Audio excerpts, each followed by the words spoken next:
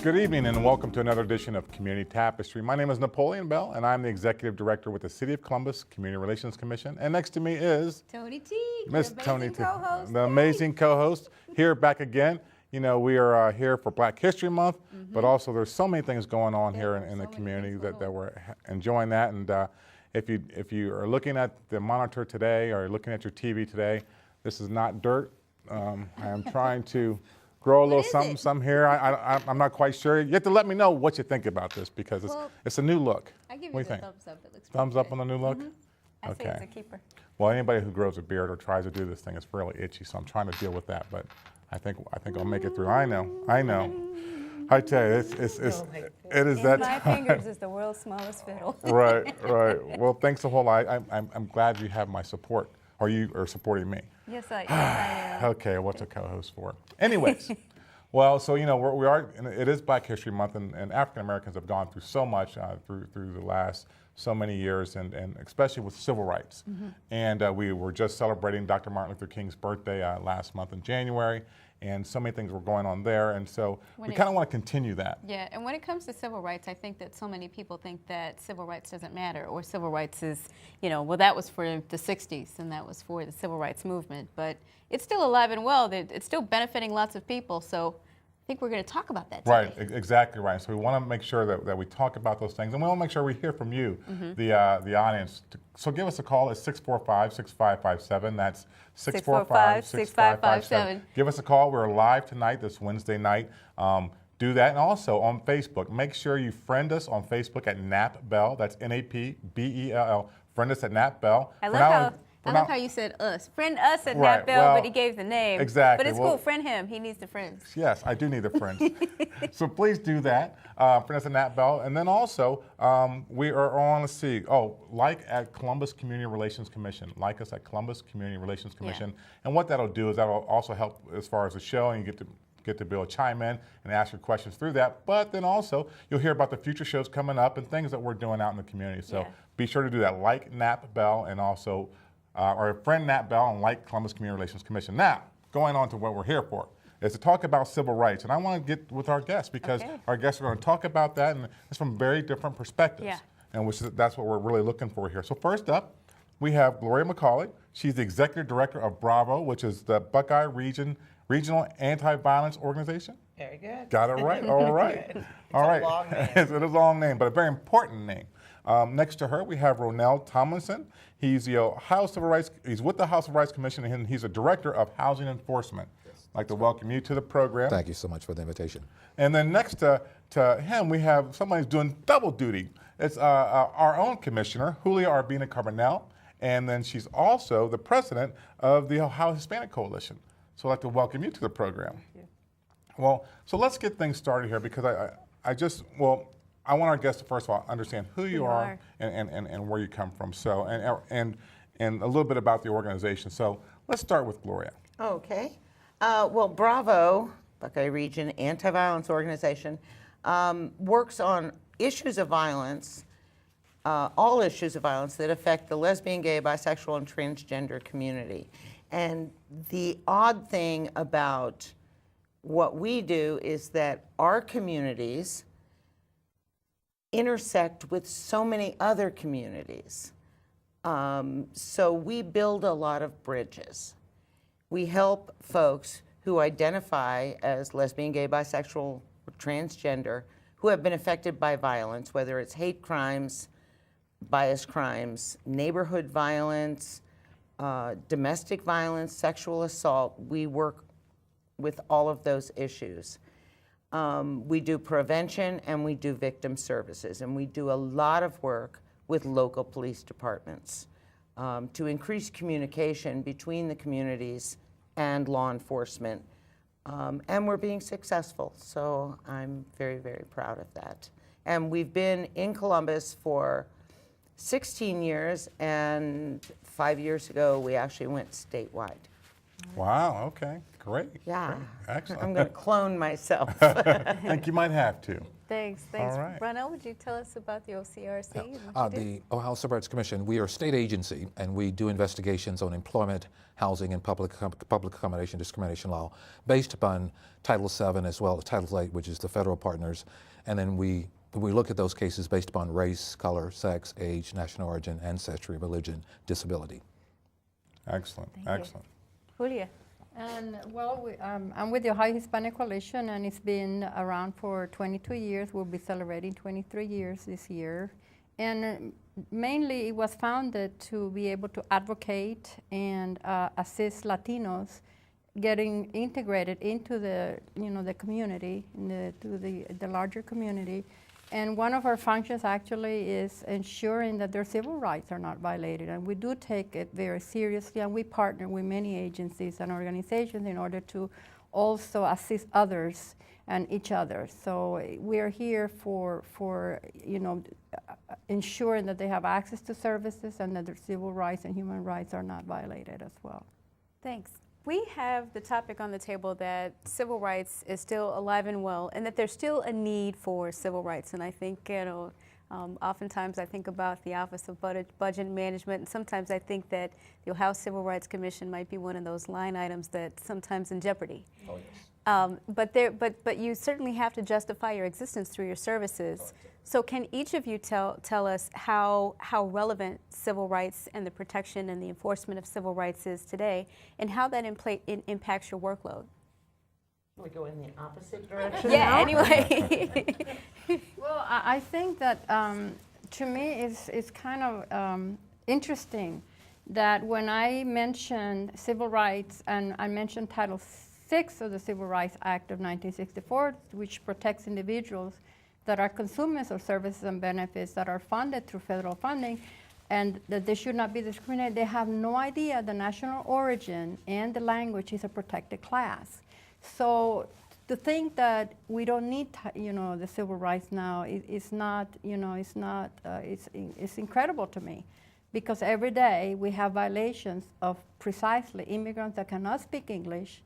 They go into, hospitals or whatever the necessity is for them, and they're not provided with someone to help them. They expect them, as a matter of fact, I just had a conversation 2 days ago, and the expectation is, bring somebody from your family if you have a child or a friend or something, so they don't know. So I think that education is important, but civil rights, it's still alive, and we need it healthy. Thanks, Julia. And I know with myself, I've always told my friends, I said, if you go to a party and you say to someone that you work for the Civil Rights Commission, all of a sudden there's a hush in the room because everyone's like, uh-oh. And then I remember one of my neighbors one day, she was, I was out doing my yard work, and so she wanted me to make, while her husband and were out of town, to mow their yards. So I gave her my business card, and on my business card it says Director of Housing Enforcement. She never called me to actually, do the yard work for them, which I was more than willing to do. But it's really sort of strange because all three of us here, and you guys as well, we come from a generation where we remember what those statues stood for. And like with my mom, she's 76 years old, and I remember, thinking of my oldest brother. My oldest brother was born in 1954. Okay. Mm-hmm. In 1954, Brown versus Board of Education was passed. Mm-hmm. Guess what? Waco never integrated the schools until 1972. So he never got to partake of that. And so when I look at it, I go, okay, he was an individual who could have actually been a recipient of some of what the statutes were doing, but he never got a chance to avail himself of it because I think people thought that once those statutes were passed, that immediately things changed, and it didn't happen that way. Yeah. What causes change? It is, I would say, the attitude of individuals have to change. And we have to begin to realize that just because, like with the Hispanic community, that if you are now being provided services that everyone else has, I'm not going to lose out as a consequence. You know, someone says there's always more room at the top of there for all of us to have our own share. The pie is not some zero. Yeah. Yeah, we all gain by doing this, because if we do this in the workplace and in housing, then everyone will be able to live where they want to live. And in terms of employment discrimination, you won't have the discrimination that's going on with women. Yeah. Yeah. Thanks. Well, what I see is there is still an incredible amount of disparity depending upon where you live. For example, the city of Columbus has a very broad civil rights ordinance. The state of Ohio does not. Sexual orientation and gender identity are not covered under the state law. So stepping 1 foot outside Columbus city limits also limits people's civil rights, or what they have recourse to. The other thing is that our situation, the LGBT community's situation, has certainly improved over the last 30 years or more. But there are residual effects from the history that both the communities, the marginalized communities, and the mainstream communities both remember those histories and have long-reaching effects. And we are still countering those. A perfect example is trying to get victims of crime, LGBT victims of crime, to report to law enforcement. I've been working on this for, well, since 1989. And when I started, we had a 7% report rate, meaning 100 people would call me, 7 of them would file a police report. Now we're at 33. And that's because we're educating law enforcement and we're educating the community. It takes a lot of work, a lot of diligence, and a lot of repetition. But I'm seeing progress. I'm Right. seeing a lot of progress. So since 1989, and Yes. that's gone from 3% to 33, So which is one of the highest in the country. Wow. But that's it. So are you satisfied? It sounds like I'm incrementally, never it sounds satisfied. Like almost, it sounds like almost a 3% annual increase. Yeah, I am never satisfied when I have what I call a justice gene. You know, it just feels wrong to me when somebody feels locked out of a right and the right to report a crime to law enforcement, and they don't feel like they're able to do it. So no, I am not satisfied with 33. I'm happy that it's not still 7. Well, let me turn to Renelle on this, and maybe also Julie, because your past life, you're also and working in civil rights also. What are the trends? I mean, because there are people that say, well, we really don't need that anymore. You know, it's passé. But what are the trends? What are we seeing? Are there still the complaints coming in? And then with that, what is the most prevalent complaint that we're seeing today? For years, it was always on race and national origin. But over probably the last decade or so, we have seen a tremendous rise in the numbers of cases that are being filed on disability. We've got an elderly population that's out there. There's more educational information out there about being able to have a workplace accommodation or a housing accommodation for a service animal or a companion animal. So we're seeing those numbers now are more than race and national origin put together.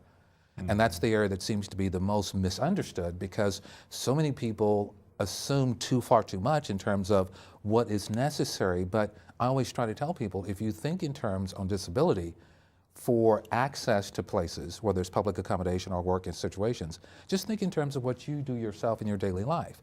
You're going to need those same things. They need those same things. You know, one of the things I tell people sometimes, I say, you know what, to really embrace and understand disability, what I need people to do is that when you leave your work or you leave home and you're going somewhere, take notice of where's the parking space. Is there an access out?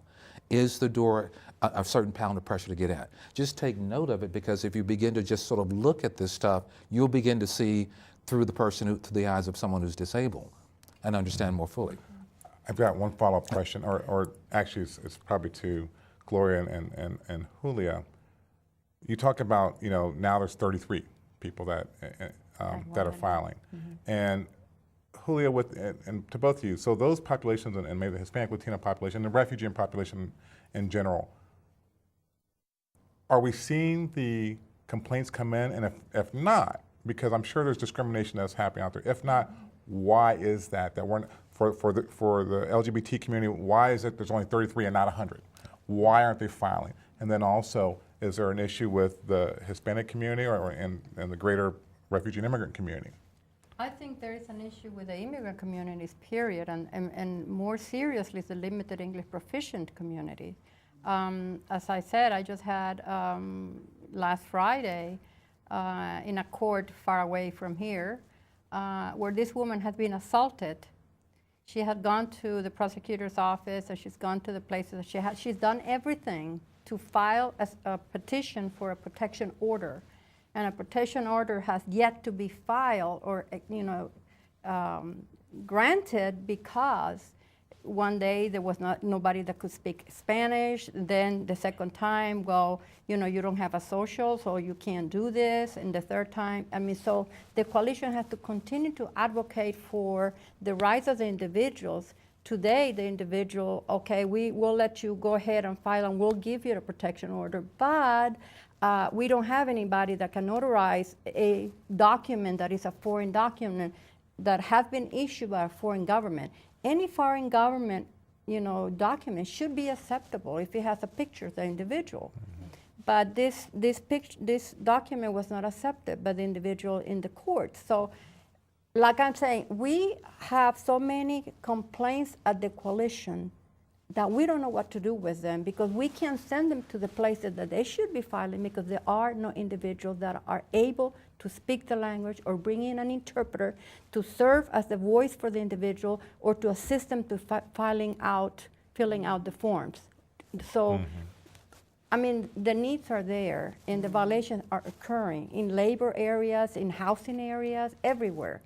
But, the agencies are not moving fast enough to comply with this law. So do you think it's deliberate? Is it that are the agencies, and I'm thinking not just agencies, I'm thinking about employers, and I hear both sides regardless of what side of government you sit on, which party you serve on. It's difficult for small businesses to run a business in the state because there are so many laws and there's so many, you've got to file this paperwork, you've got to have that, et cetera. So think on behalf of those agencies and those small businesses who may not have the resources. Do you believe it's something deliberate? Do you believe it's education? What do you think the problem is? Because if you've been serving since 1989. And I believe in some cases it absolutely is deliberate. There are resources available if people look for them. An example of the deliberate nature of some of the discrimination that happens and the barriers to seeking justice is recently, within the last 18 months, 2 years, we had a judge in Ohio who refused to allow a protection order for somebody who was being abused because the judge claimed that that was only valid for people who were legally married. And civil protection orders and temporary protection orders don't say that at all. No, it does not. It does not say you have to be married. Absolutely not. But that particular judge very deliberately excluded this person who was being victimized from access to legal means of protection. So yes, I believe that a lot of very old attitudes, people hang on to them, and all we can do is just keep talking and keep trying to educate people. What are you guys seeing? I think there's a lot of that. I also think that there's a lot of ignorance, and I don't mean being disrespectful about individuals, but not really knowing the Civil Rights Act, take a look, do some research, I mean, and see what it covers and who is protected under. So when I find courts, employees of the court system that do not understand this, to me that's part of ignorance. Not, so they need to be trained. A lot of training needs to be occurring. I know you do it but in the court systems, everywhere has to be happening. Will you remind the audience of what the Ohio Revised Code says about civil rights and who's protected? Yeah, because the Ohio Revised Code 4112.02 is the statute for which we work with, and it indicates it's based upon race, color, sex, national origin, ancestry, disability. And I always tell people, I said, the statute is color neutral, it's color blind. It isn't saying that it's only for someone who would be African American. It isn't saying that it's only for females if we say gender discrimination. So I try to get people to understand that the statute is written in such a way that if you take a review of that, every person that is out, that lives here in Columbus and who lives in Ohio, every person is a member of a protected class because it is not based upon a specific race. And that's a misnomer that a lot of people have always thought. I've had people call me and they go, well, I'm Caucasian, you can't help me. And I'm like, yes, I can. I really can. Right. Yes. Right. And that's so very true because, and that's what we were talking about earlier, is that people think that well, that doesn't apply to me. Civil rights is just an African American thing, and that's it. Yeah, and it's just so wrong. When we talk about everyone is in a protected class, I just think that there's such a miscarriage of humanity when it comes to getting rid of our old biases. And it definitely saddens me to know that there's deliberate, but I also see that there's room for opportunity. So where do you see the opportunity? Where do you see the low-hanging fruit in addressing civil rights? I think one of the easiest things that we could perhaps do, because if you think of historically with civil rights when it was African Americans in places of public accommodation, African Americans did not fight that fight by themselves. They were joined with coalitions of other groups, other people of different national origins, males, whites, you name it, they joined together to move and advance that. And maybe perhaps that's something that we haven't really done very well with the Hispanic Latino community. Because I've always told people, you need the assistance of the other people who are not of that group to advance those issues. So that way it moves forward, and that's what we did then. Yeah. If you think about disability, the same thing. So we need to maybe see some more partnering of the various organizations together, coming together as a coalition. I always tell people, the ADA did not go into effect until 25 years after the Civil Rights Act went into effect. And I always said, what were the legislators in Washington thinking when they were passing this bill? And I said there was no one at the table to talk about disability issues. It was like, okay, how was that left out? And then as historically speaking, ladies, they inserted gender discrimination into the original Civil Rights Bill because they thought it would fail. They put it in because they thought it would fail. Yeah. They didn't put it in because they wanted to do it. They thought that, oh, it'll fail. They'll never vote for it. And lo and behold, thankfully it passed. Yeah. I think so often people don't, it's difficult to put yourself in the shoes of the person suffering when you don't have any experience with that. Do you have any connectivity with being able to help people see the light that may not be on the side of suffering? I actually came to doing the work that I do because of a personal experience.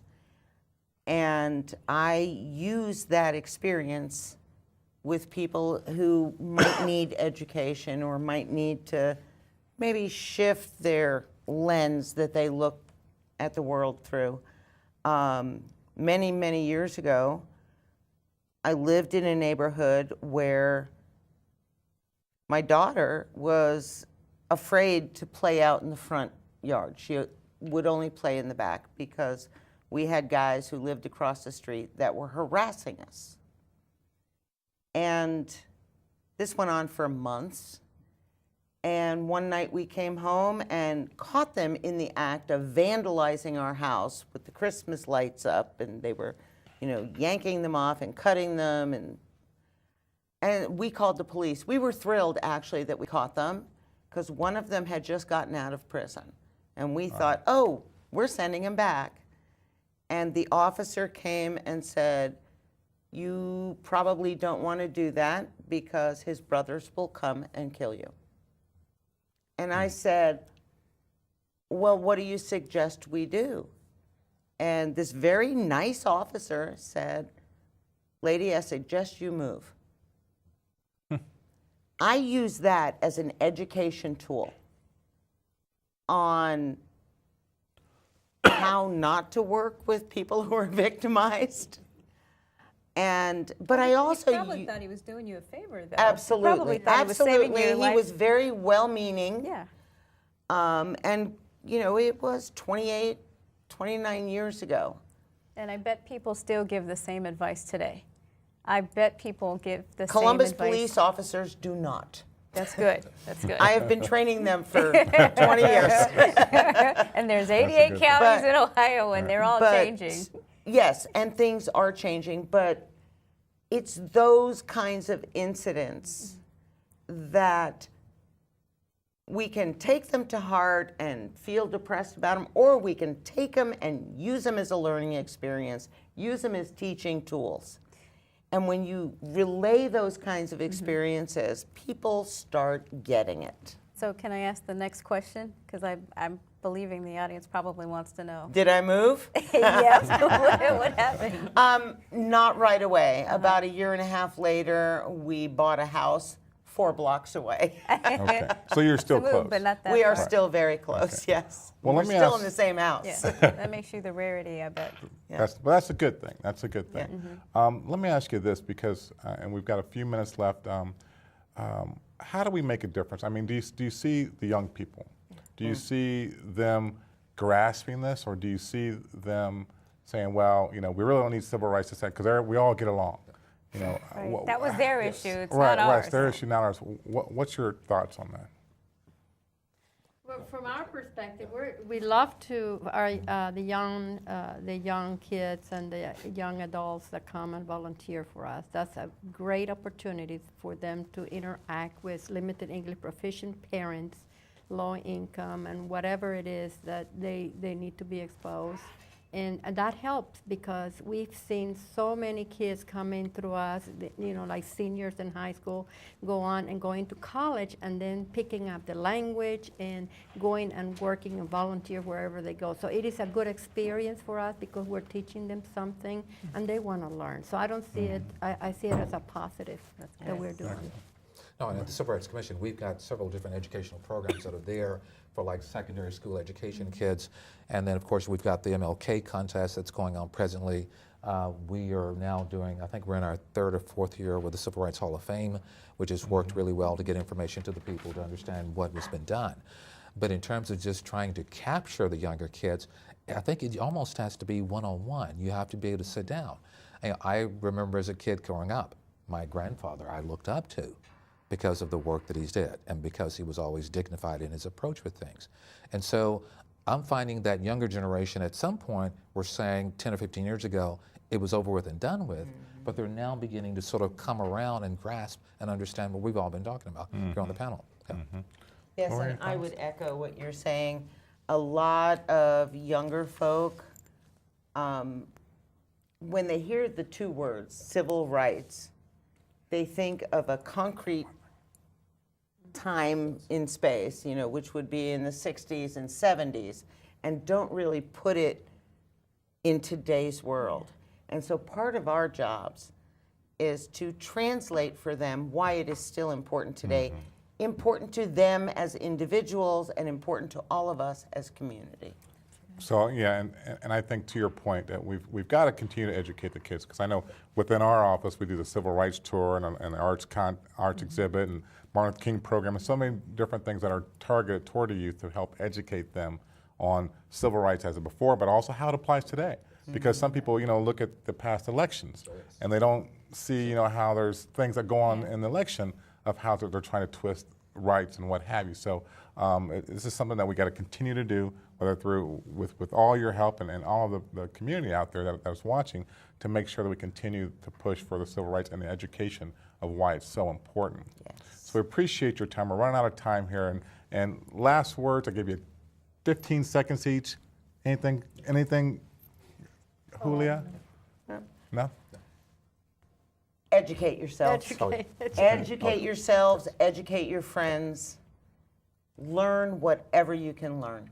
And a number to call if they need to get a hold of Bravo. Here in Columbus, it's 614-294-7867. Excellent. And the Civil Rights Commission, the general number is 614-466-2785. We also have an 1-800 number that people can call. We've got 5 regional offices throughout the state, and we just recently upgraded our website. And it has a lot of wonderful information that's there. In fact, it's almost educational in the sense that we have the annual reports from way back in '61 when this stuff was developing to see what people were saying. Excellent. And then we also have this history of civil rights in Ohio that's like a 108-page document. It's absolutely Oh, we gotta incredible. check that out. That's great. We will do that. For the Ohio Hispanic Coalition, the number is 614-840-9934. They can always look us up in Facebook and befriend us, or the website, ohiohispaniccoalition.org. Excellent. We'll make sure you friend us too, or like us too. We'll be interconnected. We'll do it back and forth. That's Okay. good. Well, we'll look forward to hearing more. Well, we certainly hope that you found this nutritional for your mind. And coming up, we have a segment on nutrition in and of itself. So we're going to just kick it off with someone, a local community leader that's doing something and decided to do it in his own backyard. Here we go.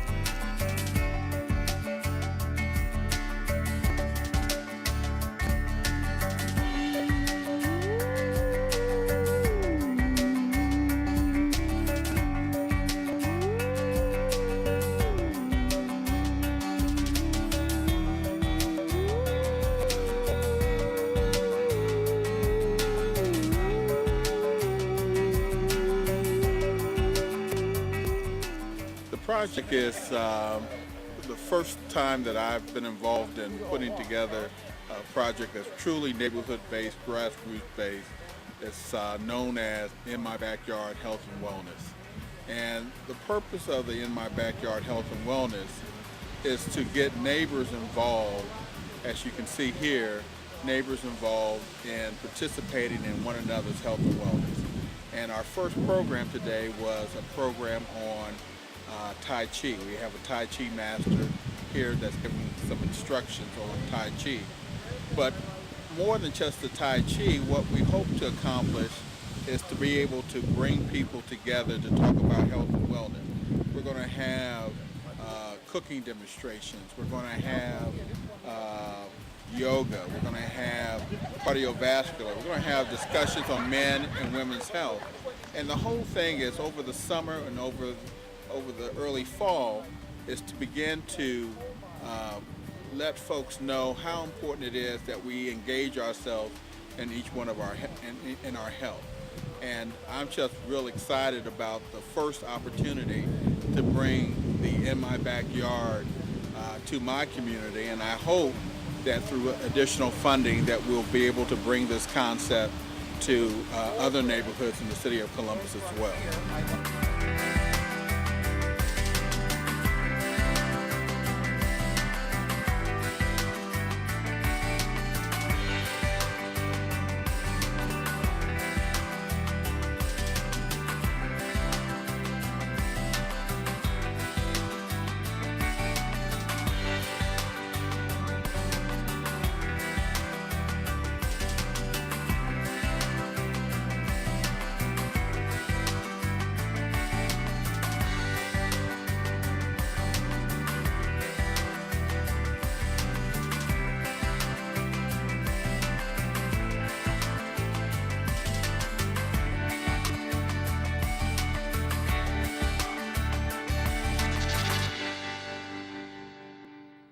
Welcome back. And we hope that you enjoyed the video. Not only did we have the video for you, but we also have two superstars in the audience today, in our studio today, who are going to talk about nutrition from their hearts and from the hearth. Very good. So we have Kent Peters. He's the owner of Black Creek Bistro. If you've never been to it, I swear they have this amazing bologna sandwich. They have lots of other things there as well, but that was I've been there quite a few times, but that was the very first thing that I had. But he's got quite a story. A farmer who owns a restaurant, something like that. We'll talk more to him about that. We've got Mr. Tim Anderson, who has an organization called In My Backyard. And he's done some great things with bringing the community together to be healthy eating and doing things like Tai Chi. So welcome, both of you. Thank you. And he was the one that was featured in the video. Yeah, that you we were just featured. saw. All right, he's Yeah. a star there. That's right. Well, we've got. The current star of the moment. That's right. That's right. Well, because Kent, you've had quite a few organizations and news stations come and visit you. So thank you for finding us important enough to grace us with your presence. So let's talk about what you do at Black Creek Bistro and what makes it so unique. Well, we're a local restaurant, and our goal is to try to keep as much as we can directly back into the local community. So when everything's working right, we're either picking it from our farm, working with a couple of local farms like the Four Seasons City Farm, which uses reclaimed city lots. We work with a program with Arc West that they actually built a bunch of raised bed gardens, work and grow things specifically for us with a group of handicapped individuals. We utilize all of the product they grow every year for us. We also work with Shepherd's Corner out in Blacklick, which is owned by the Dominican Sisters and a teaching farm. And we source a lot from local companies and local products. So what's really neat is sometimes you can pick the product at its peak of ripeness, and within 3 to 4 hours, it is being utilized in a restaurant.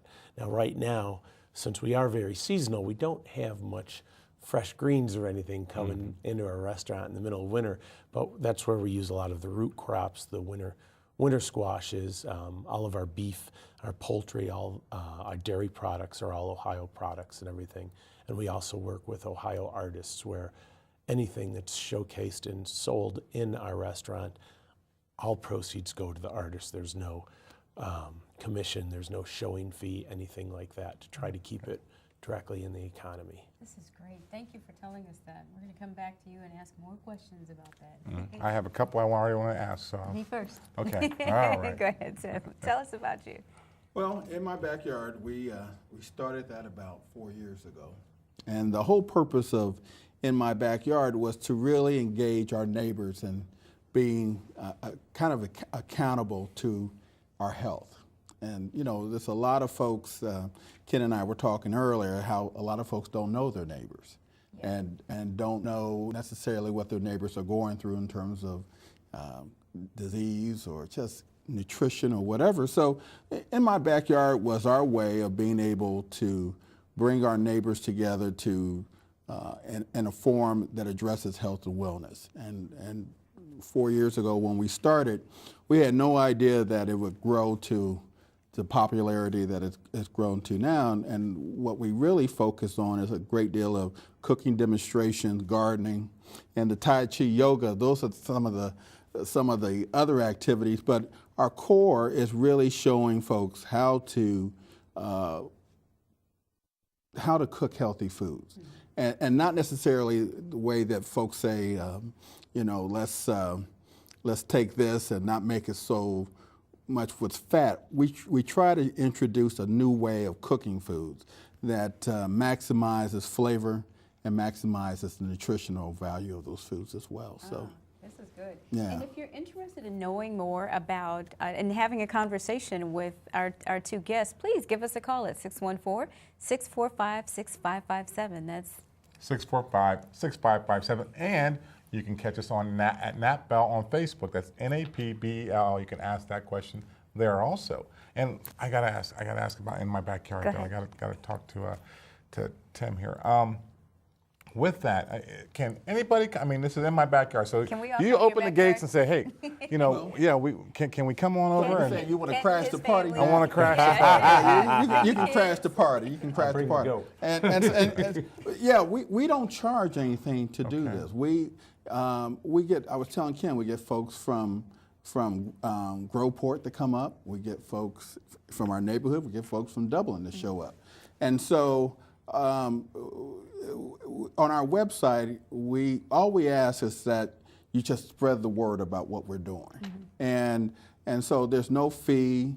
The first 2.5 years, my fiance and I paid for the entire program out of our own pockets. This was something that we made the investment. And then last year, we were able to get small grants from private donors, and also from Molina Healthcare provided us with a small grant as well. So the word is spreading, and of course, you two are more than welcome, and hopefully we'll see you there on a Saturday. Our first program will be There's food, May the right? 4th. Okay. And one of our participants has kind of spun off her own in my backyard. She's doing a bicycle club called Summertime Riders. And so the Summertime Riders, what we're going to do on May the 4th is have a bicycle clinic for folks to bring their bicycles. We've got a local bicycle shop that's going to inspect the bikes, make sure they're all roadworthy. Wow. And so, yeah, you know, we try to cater to what folks want to do. And what we say is all we're doing is incorporating our neighbors into our own fund. This is what we like to do anyway. And so it's just great to have folks that enjoy doing the same things that we present to our community. Thanks. Now we're interested in our viewing audience and knowing, do you know your neighbors? So if you have, let's say you've got 3 neighbors to your left and 3 to your right. Can you name them all? So call us and name them, or call us and admit that you don't and what you're going to do about it. Right. 614-645-6557. We may have a prize. It's And we just may really not. gratitude, but it's gratitude for you calling. Oh, I'm sorry, this is not April Fool's. It's almost Valentine's. Yeah. But anyway, call us at 614-645-6557. Exactly. Now, I've got to hog up this question because, Ken, you have a family. Yes. So you have a wife and children, and they seem to be kind of involved in the day-to-day life. So I love kids. So tell me what it's like for your children to be a part of this process. They're typical children, so they probably hate me and tell their friends they haven't made. Actually, I'm very blessed because I do have a great family. And one of my friends recently called me and asked me, what am I doing and why is my kid posting stuff like this on Facebook? And I said, what are you talking about? He goes, you never look at your kid's Facebook. And I said, no. He goes, pull up your son's account, because my youngest son on Facebook had all these neat photographs. He's been doing some Lego videos, time-lapse videos and stuff, and just had a very simple statement. He said, my life is great.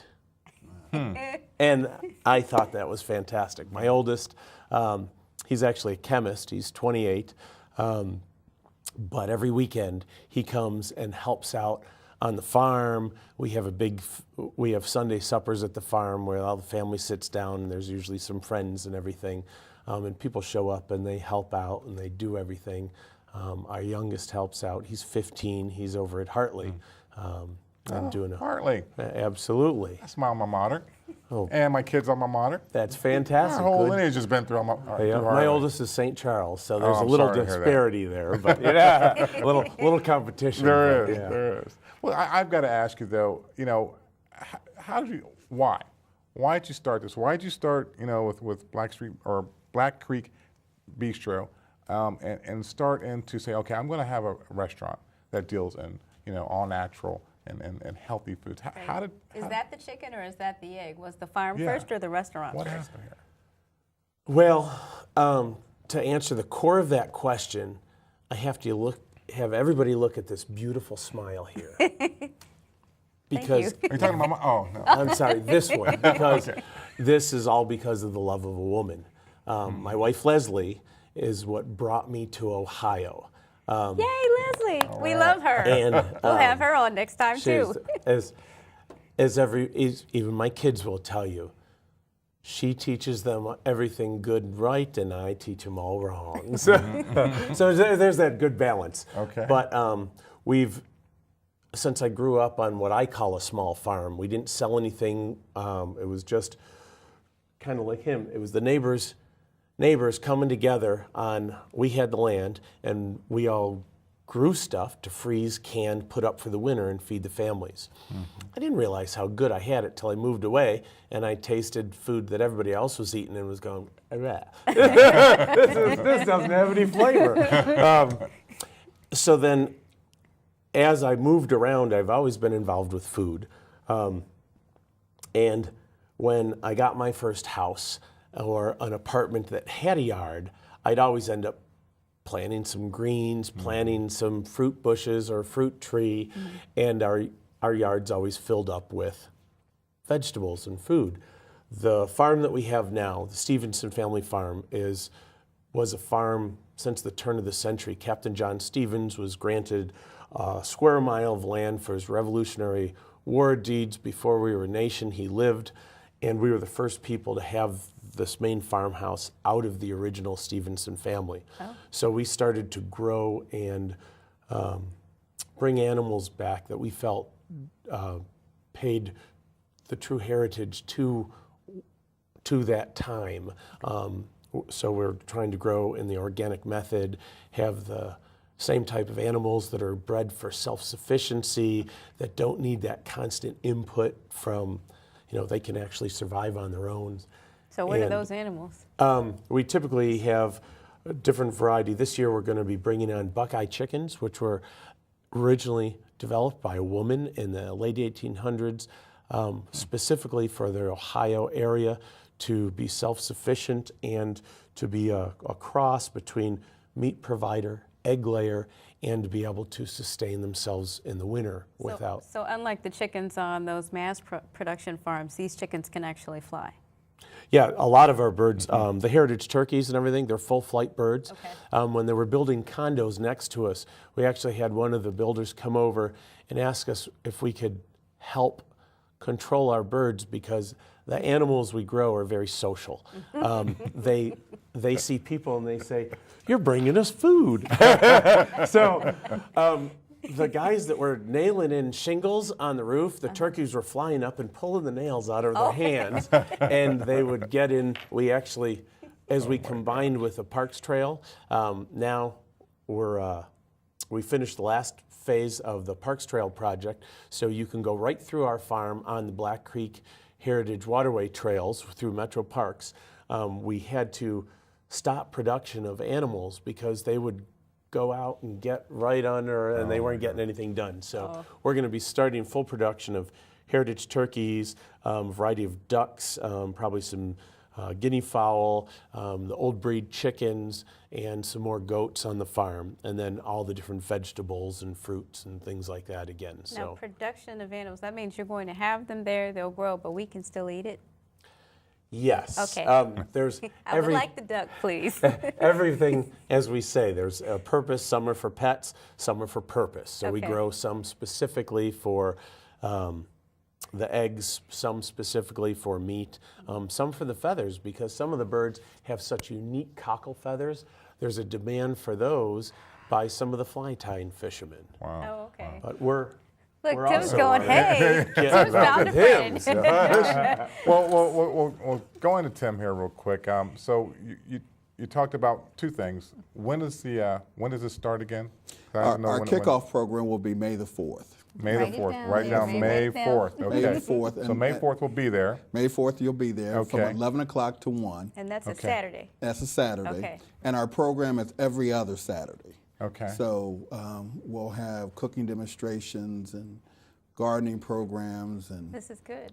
Now what And about maybe may we have can to have the show two up of you. too, Yeah, I was or going to no? say we can Yeah, have the you two gotta of you bring some food. partner. Yeah, you gotta You help can be out. the cooking demonstration. You so can be the now host. with these cooking demonstrations, is there like a certified chef that or this is just like, hey, we know Yeah, how we to can. Napoleon. make this happen? People who know me well know me as a wannabe frustrated Food Network star. Okay. Okay. And so I do most of the cooking demonstrations in showing folks how simple it is to eat healthy and how affordable. I think there's a misnomer that people think eating healthy is an expensive proposition. Because that's because everybody that thinks they need to eat healthy goes to Whole Foods, and they end up with using their whole paycheck. Well, I tell folks eating healthy is more expensive than a bag of potato chips, but it's less expensive than what most people believe eating healthy is all about. Right. And so one of the things that we try to do, because I love to garden, and I was sharing this with Ken, I try to use as much of the things that I grow out of the garden in our cooking demonstrations. Okay. And so it's very, very simple. The things that we do in our cooking demonstration, if you haven't cooked, if you don't like to cook, you will like to cook, and you'll enjoy the foods that we prepare. You definitely have to go to that. Well, and the We're In Your not going Backyard there. program is really neat because as he's teaching people to incorporate this in the size of a door frame. We used to do this in Rochester with a group. We had one company that would donate door frames to us that they couldn't use. And we would take the door frames and show people what they can grow in a door frame. We'd take it, plop it in their yard, fill it with some topsoil, and we'd plant a salad garden, a couple tomato plants down the middle, and then some greens, some lettuces, put in the radishes, the carrots, the little onion sets, and then as it's growing up, you can pick a salad every day in the size of a doorway. Wow. And in your backyard, he's teaching people things like this, how they can just put in a couple of plants and do some Tai Chi, how to use it. Last year, I actually grew, I told my neighbors, because we get a lot of sunlight because our house faces south, and so I actually grew tomatoes in my front yard. Oh, And nice. they continued to grow up through November. And Little so microclimate yeah, for the house yeah, and it was everything. great. It was great. And so it's just eating healthy, and being healthy is really a natural way that we used to do things. I mean, what we're doing now is kind of the extreme part of being healthy. Taking medication, taking vitamins, because of the fact that our lifestyle is not conducive to being healthy. So in my backyard, all we try to do, again, is to do things that we naturally like to do that allow us to stay healthy. And so the cooking demonstrations, at every one of our programs, we do a drawing for what we call our nutritional Bible, which is good. I the was gonna say, world's can you show healthiest book, Okay. foods. Hold that let's book flip up that so we up. can Turn it around. hold it up Okay. right in front of you. Is this camera here? There you go. So many cameras here. The And world's so healthiest what happened, Toni and Napoleon and Ken, about 3 years ago, I was just surfing on the internet, and I came across this website that was focused on eating healthy, looking at foods that had high nutrients and low calories. And this book was really interesting to me because not only does it diagram the nutrient values of food, like the vitamins and minerals, but it also goes into great detail of the healing properties of these foods. And so when we do our cooking demonstrations, we talk about what this food does in terms of promoting health and wellness in the body. This is good. Now, I wanted to make sure we got to Kent on this one last story, and I'm so excited to have the both of you, and I'm glad we don't actually have a third guest because we just want to focus on you two. Oh, it was just great talking to him out in the hallway, finding out everything. Yeah, I think that'll be part of the next after the hiatus. But can you really quickly, in about a minute or less, either tell the egg story or the camping in the backyard story? Which one do you want to tell? The egg story is something that doesn't help us sell a lot of eggs, but people don't understand how things really work. So one of the most common questions we get asked is, how fresh are your eggs? And being the silly, as I'm known for, the silly farmer that I am, the answer we give them is so fresh you can still smell the chicken butt. So,